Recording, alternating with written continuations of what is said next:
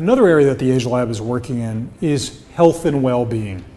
So while we're not working on areas in what the next generation medication is going to be, we are very interested in those multiple dimensions that predict not just living longer, but living better. So emotional well-being, physical behaviors such as exercising, eating well, that will lend themselves to aging well. Levels of stress and worry, how does this impact our quality of life?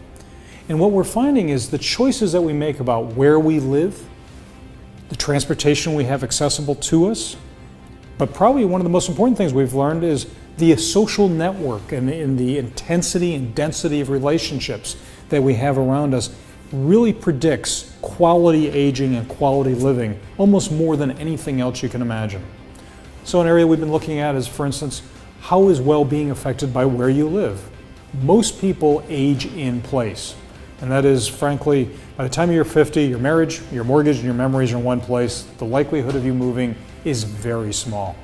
So do you age in place? Do you move somewhere else? And does that affect your well-being? So far, our research is indicating that if you choose the right place to age, most likely where you live now, if it has transportation, if it has a social network, and it's got routines that you've become accustomed to, may actually improve your well-being just as much, if not more, than moving to the beach, fairway, or those traditional visions we have. There are certainly some things that people can do when they're in their 50s, if you will, to improve where they're living, to improve their overall well-being.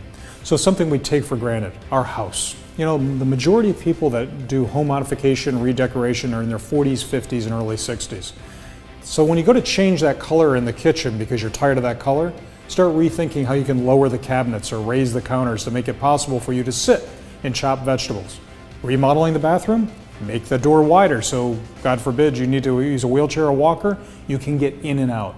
Rethinking the home as a platform for living and redesigning and modifying it so that it's possible for you to stay there for a lifetime. Now, there are some things that you cannot fix. If you live in a community that does not have the transportation, the services, frankly, even the activities that keep you interested, that's when you really need to do an audit of your own lifestyle and say, gee, is this city, is this town that I live in age ready for me to age in place? So we can control our house, we can develop and invest in our social network, that's what we call friends in the old days, but then we also need to think about, can our community support us?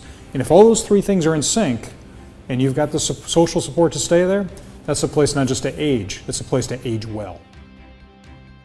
The opportunities for industry are virtually endless. For instance, we all like to talk about smart technology and the house of the future. The trouble with the house of the future is you don't live in it. So the opportunity for business today is to take the new smart technologies from refrigerators to HVAC and other things to integrate them into the house of today.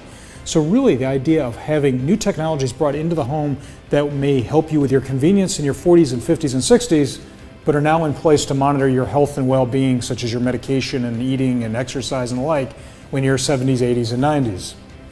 Home services. Not just a matter of integrating these new technologies into the home, but think about this. 30% of people in the United States over age 60 live by themselves. In Japan, 45% of people over 60 live by themselves. 45% of women in the United States live by themselves over age 65. In Northern Europe, that number goes up as high as 50%.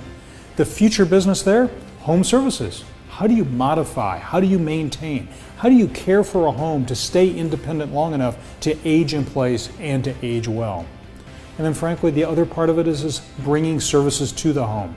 So home health care, home delivery, all the things that we thought about in the 80s and 90s around convenience that frankly did not take off very well, the next generation of service innovation is going to be driven by the lifestyle leaders that are over age 75.